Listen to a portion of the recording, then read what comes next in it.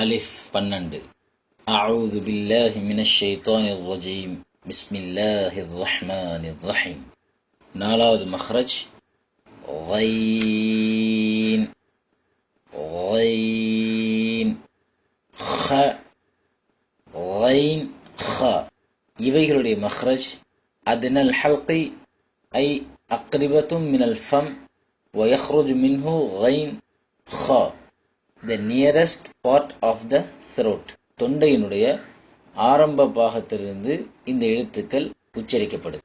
தொண்டையினுடைய ஆரம்ப பாகம் அத்னல் Hulk. Adnan அந்த கைன் ஹ, இதற்கு மேல அந்த வட்டத்துக்குள்ள அத்னா அப்படின்னு இருக்கு. தொண்டையின் மேல் அங்கிருந்து இந்த எழுத்து உச்சரிக்கப்படுது. இந்த எழுத்து அங்கிருந்து தான் உச்சரிக்கப்படுது அப்படிங்கறத நம்ம இப்படி சொல்லி பார்த்தா தெரியும். அ ஏ ஓ அசைக்க கூடாது. அகு இகு என்பதாக அசைச்சிட்டோம்னு சொன்னா அது தவறாக ஆயிரும். அ ஏ ஓ அஹ் இஹ் ஒஹ். இதுல நம்ம பார்க்கலாம், இரு உதடுகளையும் சேர்க்கக்கூடாது. இரு உதடையும் சேர்க்கக்கூடாது. இரு பற்களையும் சேர்க்கக்கூடாது. நாக்கின் இறுதி பகுதியை மட்டும் சற்று உயர்த்த வேண்டும்.